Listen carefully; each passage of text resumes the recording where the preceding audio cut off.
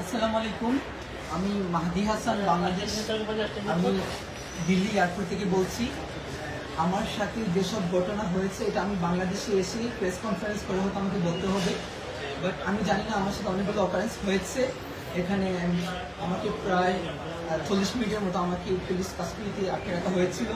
আমাকে খুবই বাজে আমার সাথে অ্যাপ্রোচ করা হয়েছে এবং তারা আমাকে জেলে দিতে চেয়েছিল। আই ডোন্ট নো আমি কী করেছি।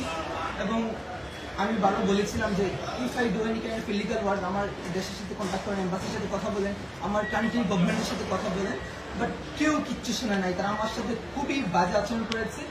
আমার 12:40-এর ফ্লাইট, আমি জানি না ধরতে পারবো কিনা। এখন সাডেনলি আমাকে এখন রিলিজ করা হয়েছে এবং ইমার্জেন্সিতে আমাকে ইমিগ্রেশন দেওয়া হয়েছে।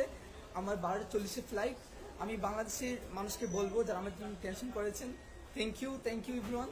এবং আমি এখন সেফ আছি এবং তাদের সাথে কথা বলেছি এবং এখন তারা আমাকে অ্যাপ্রোচ করতেছেন যে তারা নাকি ভুল মানুষকে ধরেছেন, বাট তারা আমাকে এত বাজে অ্যাপ্রোচ করেছে। Even one of the police, they were abusing me physically, touching me. So এগুলো আমি বাংলাদেশে এসে বলবো একজন ইন্টারন্যাশনাল প্যাসেঞ্জার কিভাবে করা উচিত কিনা।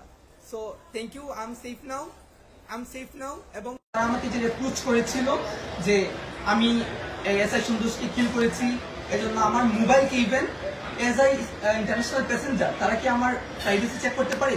তারা ফোর্স করে তারা আমার ফোনকে আনলক করে আমার ফোন তারা চেক করেছে। And I will take action after coming to my country, ইনশাআল্লাহ। এটা আমি দিল্লি এয়ারপোর্টে আছি। তারা ইমার্জেন্সি হচ্ছে, আমি জানি না কি হয়েছে। হয়তো আমার দেশ আমাকে সহযোগিতা করেছে, আমাকে তারা ইমিগ্রেশন করিয়েছে এবং বলেছে আমার জন্য ফ্লাইট ওয়েট করছে।